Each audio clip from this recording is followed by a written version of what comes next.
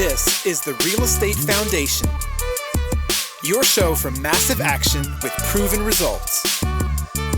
Raise your life and your legacy with real estate.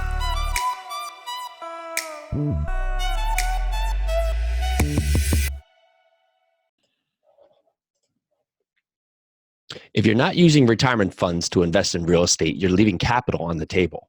With a self-directed IRA from Advanta IRA, retirement funds can be used to invest in rental properties, rehab projects, private loans, multifamily syndications, and much more.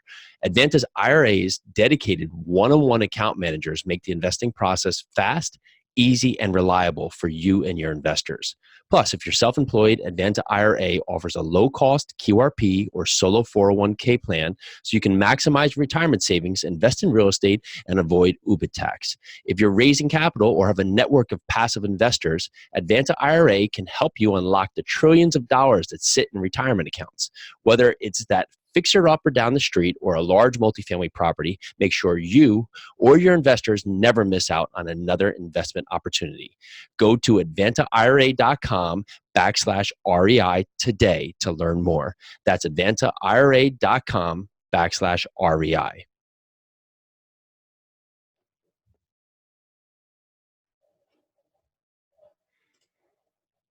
Hello again, and welcome to another edition of the Real Estate Investing Foundation podcast with Jason and Pili. Super excited for today's episode. We have Gary Holloway Jr. with us. Gary, how are you? Good, Jason. Good morning. So Gary is the president of GMH Capital Partners, the real estate investment operations and development subsidiary of GMH Associates. Gary draws on nearly 20 years of acquisition, commercial, real estate, property, and asset management experience to oversee the company's current portfolio of real estate assets and research for multifamily investment opportunities both domestically and internationally. Since its inception in 1985, GMH has completed more than $8 billion in transactions consisting of major property types, including conventional multifamily, student housing, and office throughout over 41 states. Wow, Gary, that's awesome. Welcome to the show. Thanks so much for coming on. Thanks, Jason. Thanks for having me. So you're currently calling us from one of your projects today, which are under construction on over 300-unit multifamily development in Pittsburgh. Is that correct? That's correct. We're out in one of the hot suburbs of Pittsburgh today, Cranberry Township. We're delivering 320 apartment units. We've been CO'd. We're about 60% through our lease up, so we're excited. Wow, what a project. Well, before we jump into that, do you remember the point in your career where you decided to take this step into real estate, and what was that pivotal moment? It was easy for me, Jason. I grew up in a family business, so I'm the second generation in my father's company. But before that, my grandfather was a developer. So, a lot of history in the family in real estate. I always enjoyed it. I remember as a kid going out to see some of my dad's early projects. He was an innovator in student housing, and we were doing some work in State College, Pennsylvania. So I remember being a little guy going out, seeing the jobs, obviously a lot smaller at the time. But really, I would say it was embedded in me early, and I think I had it in my blood.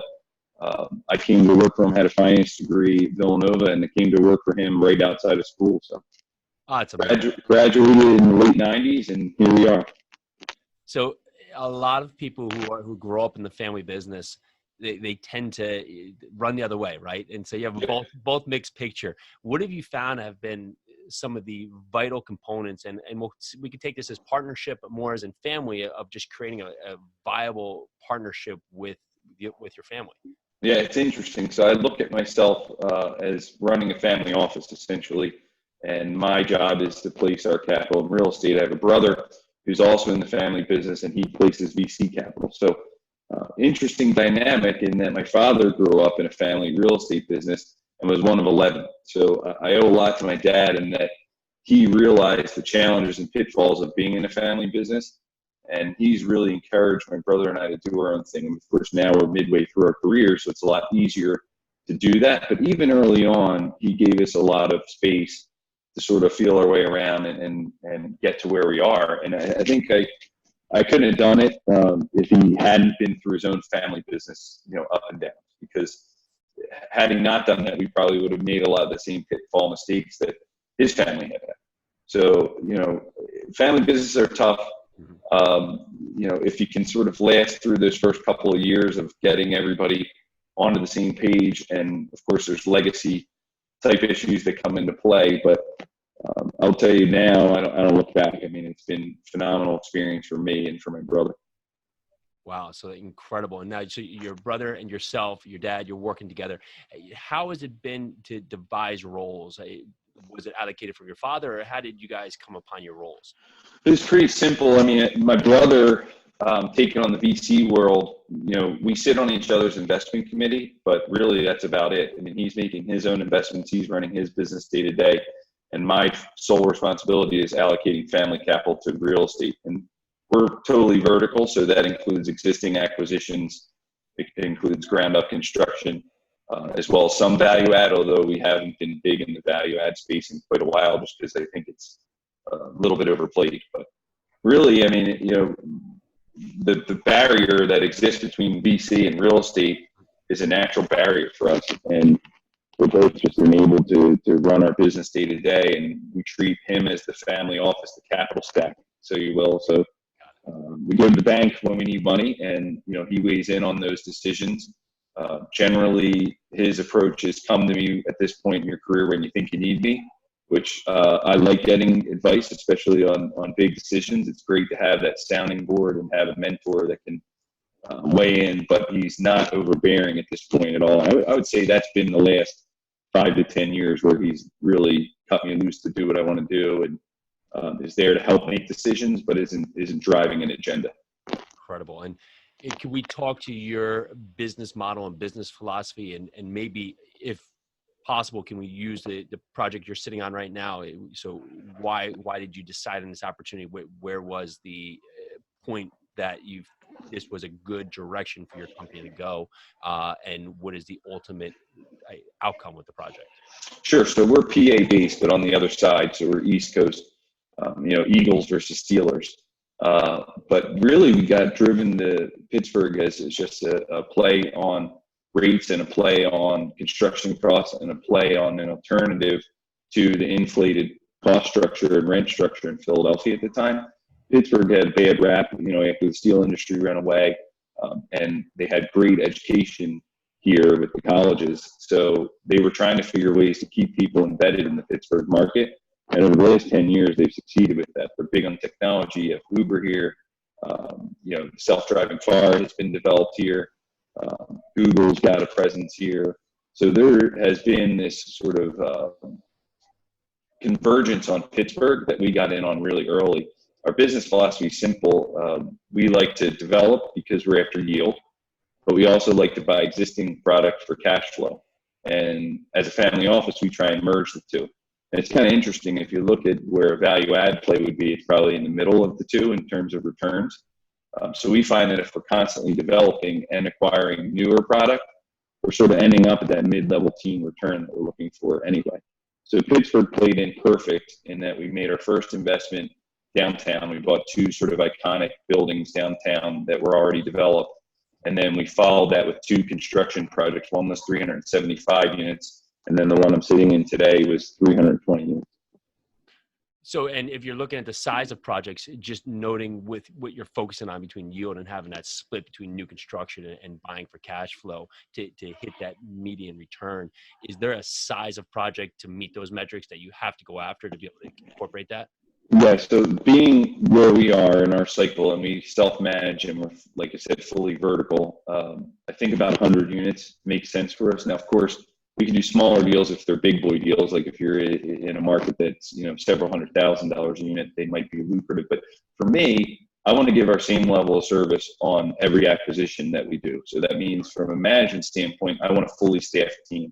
I want to have a GM. I want to have a leasing staff. I want to have a full maintenance team. I want to deliver what we promised to deliver to our residents and deliver that same experience. So for me, Jason, I can't make it work, generally speaking, under 100 units.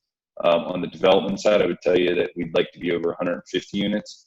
By the time you mobilize your team, someone taught me very early on that the big boy deals are just as much work as the small deals. And if you can get access to capital to do the big boy deals, you're going to spend just as much time on them. And sometimes I would say even less time, because you're dealing with sophisticated investors, sophisticated lenders. And when you bring a bigger deal to the table, they've been in your shoes before and know how to navigate the waters, versus if you're doing a smaller deal, people are sort of learning on your watch. That's a great point, right? So if you're buying 10 units, you're buying 100 units, it's generally the same work and it gets easier. Same thing. Yeah. We all put our pants on the same way. It's just a different capital stack, really. I love that. So talking to maybe development in general, when you're looking at multifamily, is there a, I'm not going to say just a bread and butter way, but is there a core focus for how much you can allocate to land, to how much you're looking to build for, construction cost for the project to make sense? Yeah, you know what? Every market's different, obviously. You've got real estate taxes that come into play. So you can afford, obviously, to pay a little more on counties that aren't reassessing you and that are sort of working with you.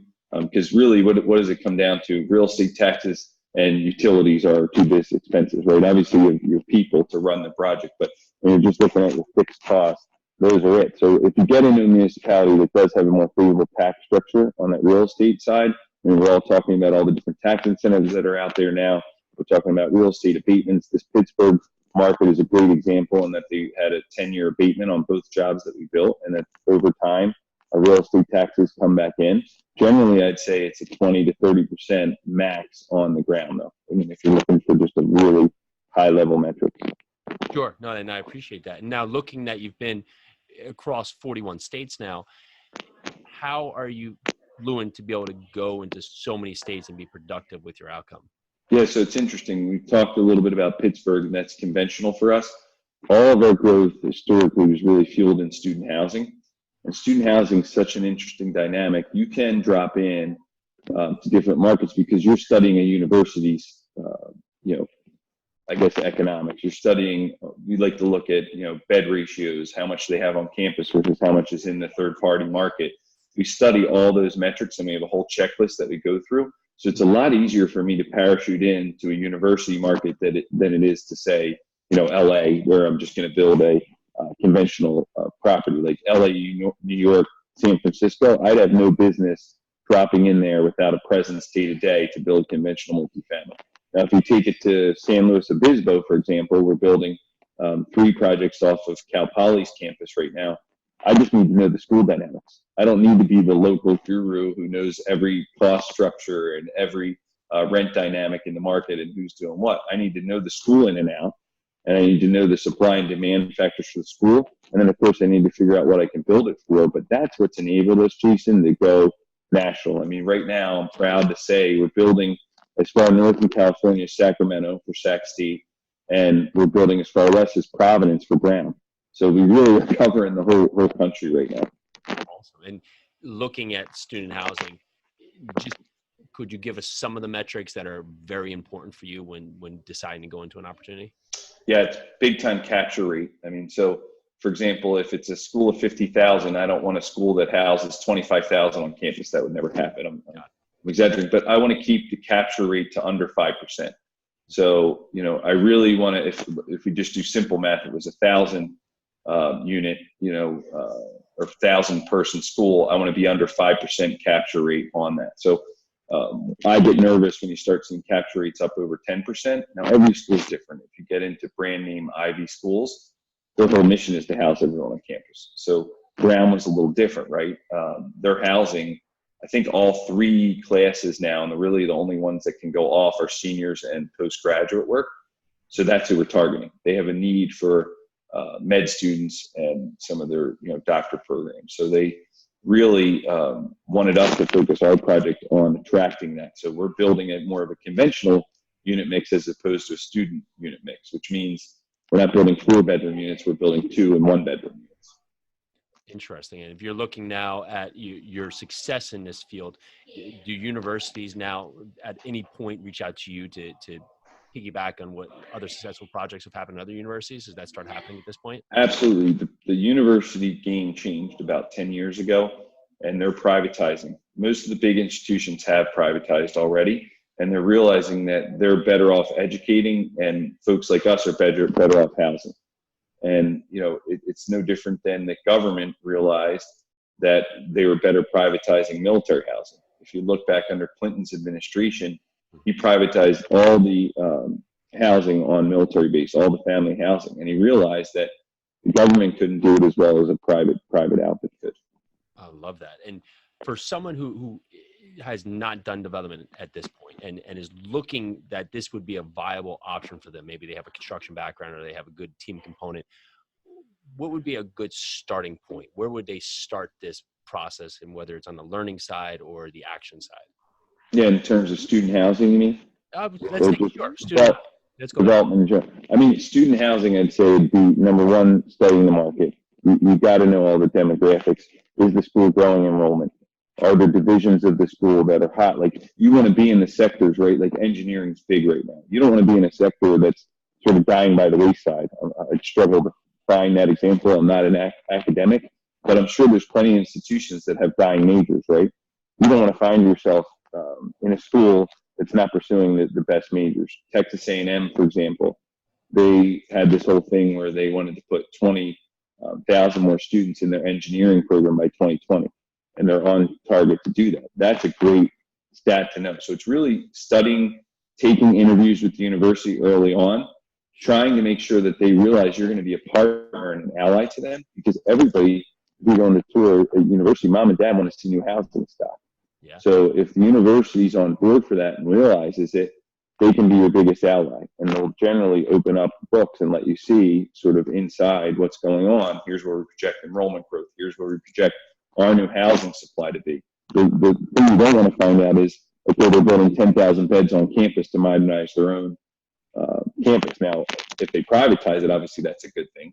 Yeah. But if they're just doing it on their own balance sheet and you're trying to come in and build off campus, that can really hurt you. So I would say studying the school, knowing their growth, knowing where students are coming from. Is it a commuter school? Obviously, it's a basic question. Or is it a school where you're going to live there for all 4 years?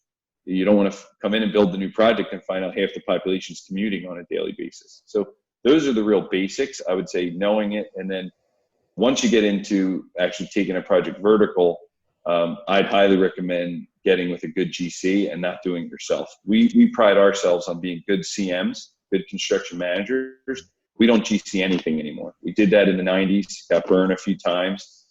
You need to have access to labor. You need to have access to the subs. And if you're coming in as an out-of-towner, that's a hard thing to do. What is some of the core components you're looking for in a GC when you're sizing them up to take on a project of this scope?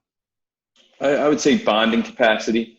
I don't always choose to bond our jobs. We'll bond over the big subs. So, for example, if you have a concrete, job that's 10% of your total build, like you're building this job I'm sitting on today has a wrap garage. So the buildings are generally wood frame. Some of them aren't, but the majority are wood frame. But then we have an integral parking garage that is in the center of the project. That's a big item that someone could make a mistake on. So I want to make sure that if I pick the right GC, that they can at least bond over that item. And then it's up to us to choose whether we think we need to bond that item or not. Usually we'll make the decision as bids come in. Take drywall, for example. If there's a drywall sub that's $1 million lower than everybody else, but you feel like compelled to go with them and give them a shot, I'm probably going to bond that sub. Gotcha. So it's knowing that your GC has the bonding capacity. It's knowing that it's not the first rodeo for your GC. It's knowing today, I don't know if you follow Mike Rowe at all, but Mike Rowe has excellent points on the state of our labor force. Everybody wants a 4-year degree. Everybody wants to go into finance. Everybody wants to do all the things you and I are talking about right now. Yep. But the reality is there's a great living to be made in the trades in this country. And one of the reasons our construction costs have ballooned so high is we don't have good tradesmen anymore. We need good trade people. And that has sort of gone away. And it's funny because we were the melting pot, right? If you were an Italian immigrant, you were known as being a great mason. Other different nationalities had other trades that they were known for.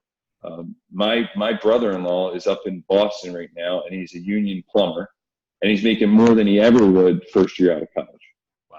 And, that's important to hold on to. If you're someone that wants to follow that, not everybody has to go to college, is I guess where I'm going with this. And what's important, back to your question on a GC, is that they have access to all those subs, because labor is what's going to kill you in today's world. We're trying to get a job off the ground in Reno right now, and Reno's meets all the demographics for the university.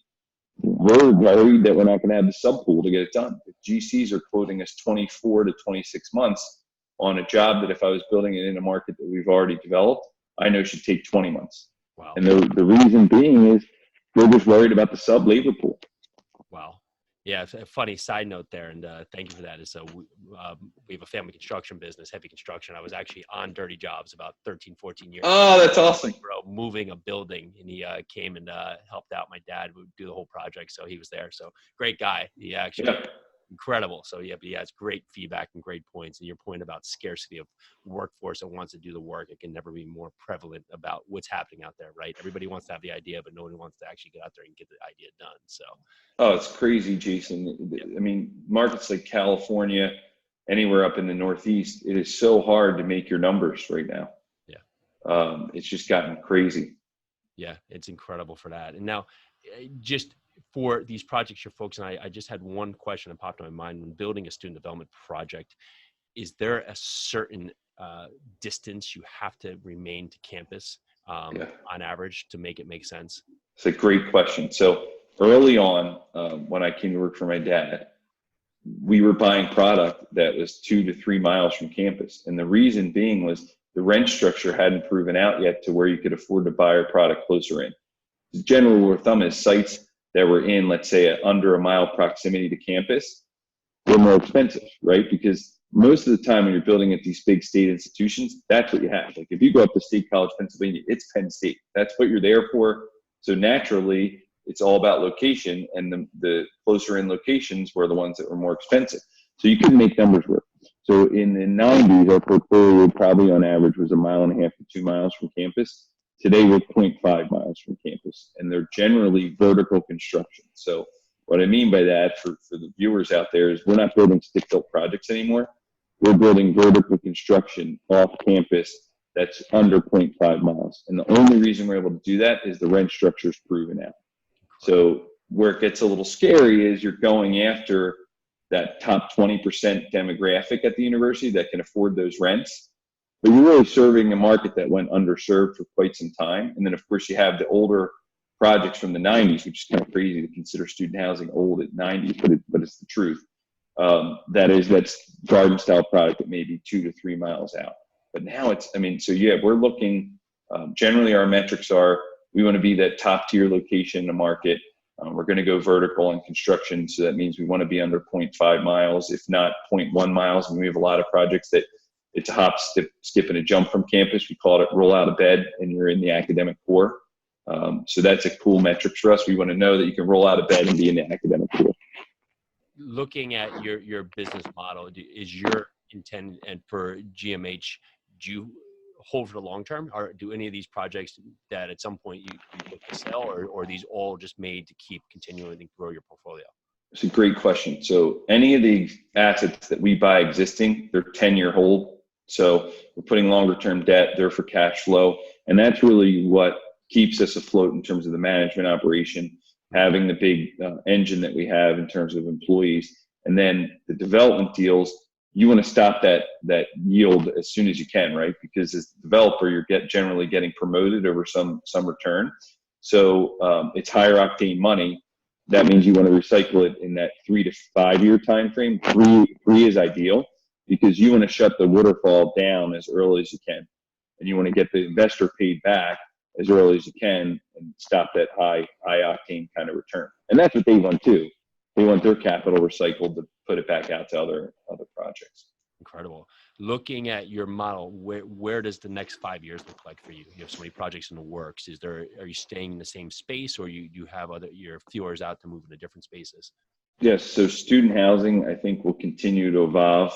It's interesting. We're talking about it on the flight out here. The whole leasing game has changed. So we're constantly looking at what is technology doing to our product, and how do we have to evolve to stay up with this younger generation. I mean, I hate to say, because I'm 41 now, so it doesn't feel like I'm that far out of it, but I'm generally pretty far out of how kids were leasing. I mean, when we opened a project about 5 years ago, we realized that the whole market had shifted. Our leases got done between the hours of 10 p.m. and 2 a.m. So that's far different than the old school way of doing things and having a leasing agent on site and being open from 9 to 5. So I think the space will continue to evolve. We need to be ahead of that curve.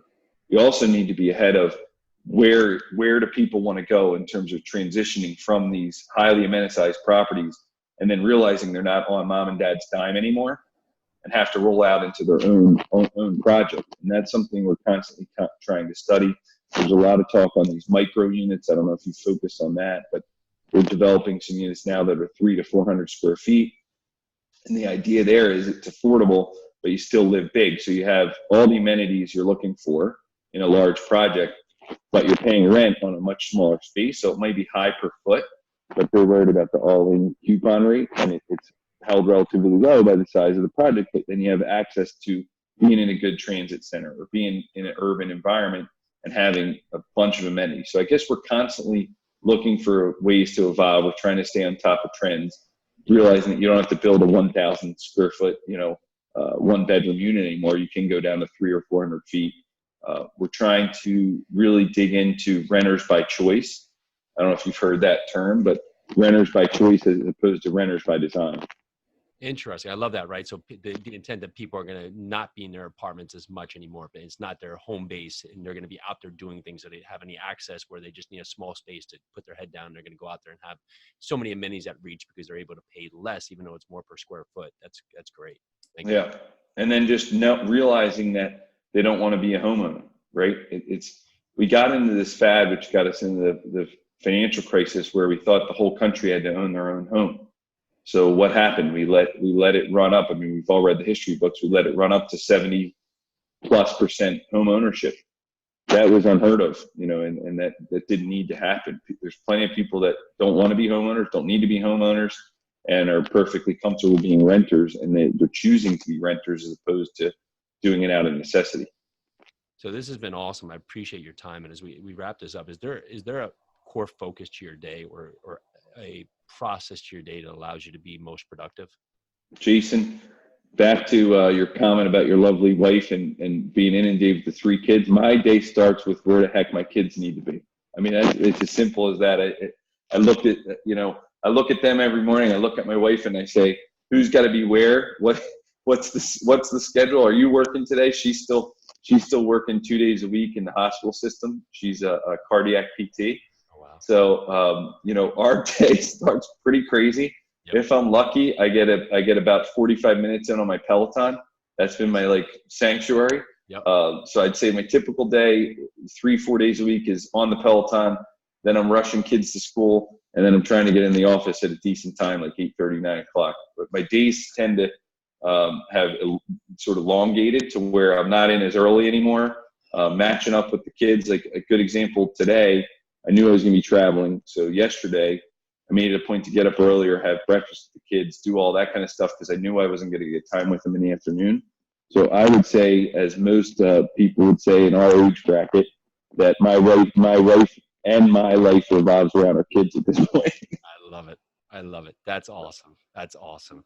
And last question is I have 2 more actually. So for someone who's new to real estate and looking at all you've accomplished over these years, and maybe their head's spinning at this point, what would be one piece of advice you could give them if they are just looking to really get their groundwork because they see the potential you can have in real estate? What should be the actual step should be? Yeah, I mean, look, I'd say bring passion to whatever you do in life. It doesn't matter. We talked about micro. If you aspire to be a plumber and a tradesman, bring passion to it. Maybe you don't even aspire to own your own plumbing company. It doesn't mean you can't have a successful career and make money as a plumber, right? So I would say bring passion to it. If you really want to get into real estate, that's that's what your show's all about, right? It's trying to figure out which avenue to take. There are so many aspects of real estate that you can get involved with. Yeah. And it's not just one small box. If you want to get in the institutional side, then you do need some formal education, right? You need to have finance degree. You need to have that sort of formal training. If you want to get into investing on your own account, it's a lot simpler, to be honest with you. And I think you can focus on that. So I would just say, I mean, I know it's really broad, but bring passion in whatever you want to do. Talk to people on the commercial side, talk to people on the residential side. I started my career as a leasing agent in retail. Gotcha. I hated it. I didn't want to do, I knew that wasn't what I wanted to do. I know I also didn't want to crunch numbers. I like doing what I'm doing today, being out in the field, checking job sites, bringing equity and debt together to do larger transactions. So I was really captivated by the large big boy transactions, and that's what got me into the space and got me really excited about the space. I love it. Well, this has been absolutely amazing. A great show. Thanks so much for coming on. Having passion for your outcome, really just great advice. And if listeners want to learn more about you, reach out and say hello. What's the best way to find out more? Yeah, I would say our website, gmhcp.com, is a great place to start. From there, you can get into our student housing division or get into our conventional multifamily division. Awesome. Well, Gary, thanks so much for coming on. I learned a ton. Listeners are going to learn a ton. Jason, anytime, if you ever want to connect, feel free to reach out. I appreciate it. Well, this is Jason with the Real Estate Investing Foundation podcast. Really appreciate Gary Holloway Jr. for coming on the show today. Thank you so much for checking out. We'll talk to you shortly. Bye now. Thanks, Jason.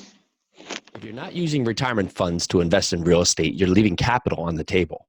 With a self-directed IRA from Advanta IRA, retirement funds can be used to invest in rental properties, rehab projects, private loans, multifamily syndications, and much more. Advanta's IRA's dedicated one-on-one account managers make the investing process fast, easy, and reliable for you and your investors. Plus, if you're self-employed, Advanta IRA offers a low-cost QRP or solo 401k plan so you can maximize retirement savings, invest in real estate, and avoid UBIT tax. If you're raising capital or have a network of passive investors, Advanta IRA can help you unlock the trillions of dollars that sit in retirement accounts. Whether it's that fixer-upper down the street or a large multifamily property, make sure you or your investors never miss out on another investment opportunity. Go to advantaira.com/REI today to learn more. That's advantaira.com/REI.